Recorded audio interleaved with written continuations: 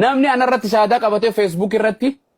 namni ana bichaarra Facebook irra qabate arran jalqabne amma tokko torba duraan jalqabe kuma torbaa fi maaliin shaadaa qabsiis alhamdulillah wallahi osoo nasirra taa'ee bilaash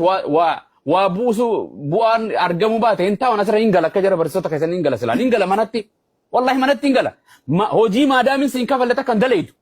hojii bu'aan qabne maa dalayda barumsa tokko maa deemta kan eebbifamne kan hojiitti hin arganne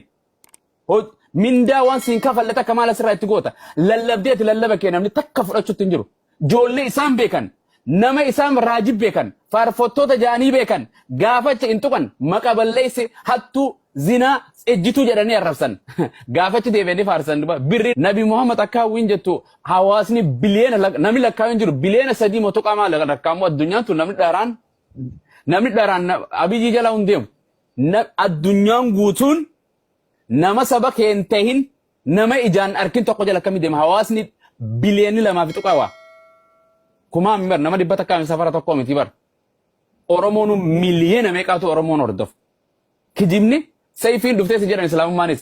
sayfiin abumaa sayfiin dhufteetti warra sirraa shaadaa qabsiisu jiru sayfiin qabsiisu jirra tinka jamaala of jaabesi